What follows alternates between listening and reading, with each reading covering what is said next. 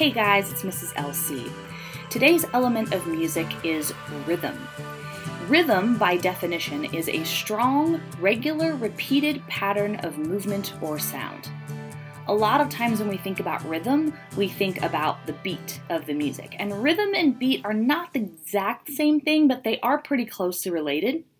The beat tends to be very steady and unmoving, whereas the rhythm can kind of change up a little bit within the beat. But a lot of times when we think about rhythm, we think about drums or percussion or that kind of backbone to the song. And so I'm going to show you some examples of rhythm, and then I'm going to come back at the end and kind of wrap this up. So we're going to get started with 3 songs that have very distinct rhythms. All right, I'm back with Queen again, guys. Can't help it. They're awesome and also such a good example of rhythm. So this is We Will Rock You by Queen. You're going to see Freddie Mercury here showing up with the star sunglasses and the 70s hair, which I love, to be honest.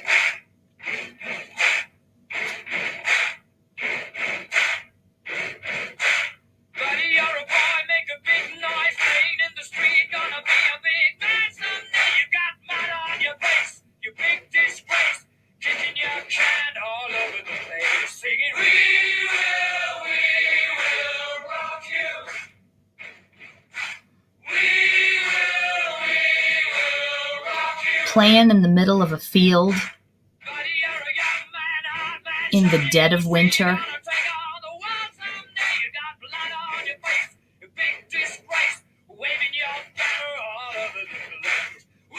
Did you see those? I don't know if they're rain boots, snow boots. Watch these boots. Right there. That is a serious fashion risk. I'm just saying. And only these guys can get away with that. But you've all heard this song. It is everywhere. It is decades old, and we're still listening to it. And that stomp, stomp, clap, that steady rhythm is iconic. It's so simple and it's iconic. Did you know that there isn't even a note, an actual note by an instrument that comes in to this song until it is almost over at a minute and I think it's a minute and 30 seconds? You're just now hearing that guitar.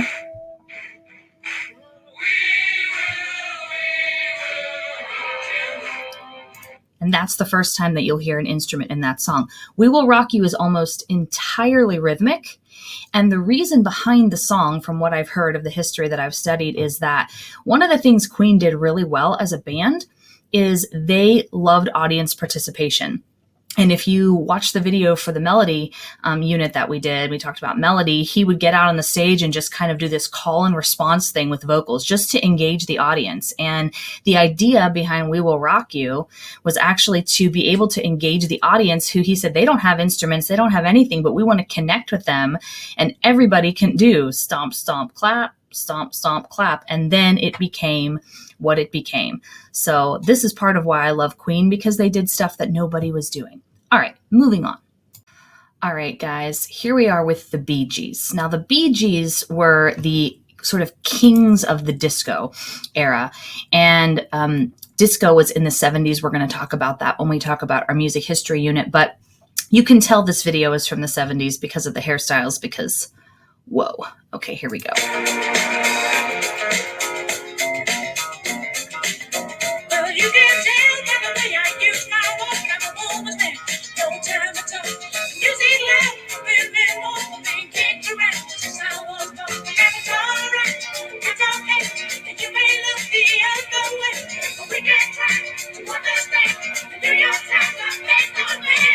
Okay, I don't know where they're walking around. It's like everything looks terrible, like the doors are falling off of things and windows aren't even there. I don't even know what's happening here.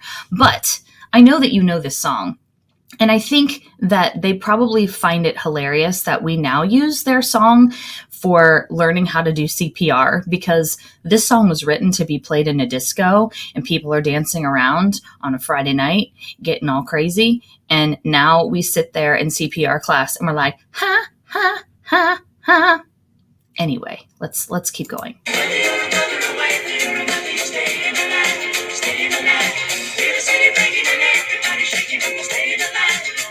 Everybody.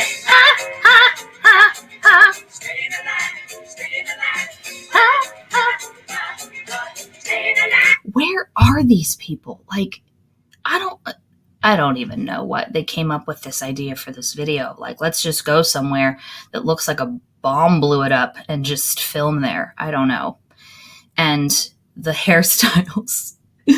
We're not quite at the mullet yet. When we get to the 80s, mullets are very real, guys, and you're going to unfortunately have to live through that with me because we talk about the 80s in music history. But this is a great example of rhythm because you have this driving, steady, boom, boom, boom, boom the whole time, which is a huge characteristic of disco music because it had to be danceable. And anyone who's ever taken a dance class knows that in order for music to be easy to dance to, you have to have that steady rhythm or beat in the background. So let's move on to another song with some good rhythm.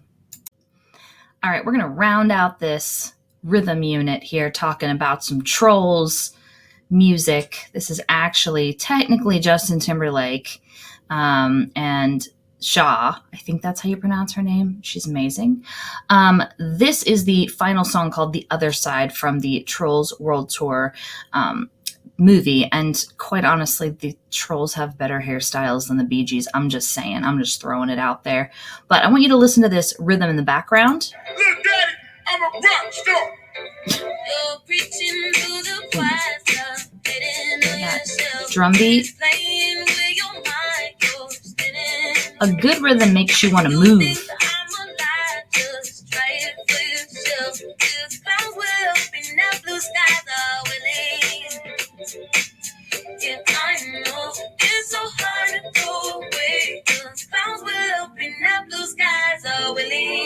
Here comes the beat again.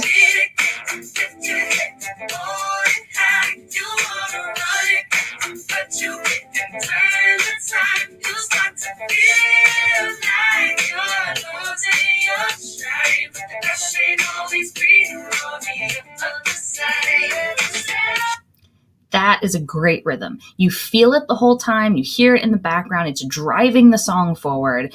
That's how you know you've got a great rhythm. And some songs really accent that, and you hear that up front. In some songs, it's kind of understated, but in a lot of newer pop music, the rhythm is easy to pick out because it's that very pronounced driving beat by the percussion and bass in the background of the song. And this is a really good example of that. So this rounds out our 3-song demonstration on rhythm. All right, there you have it. 3 great examples of rhythm.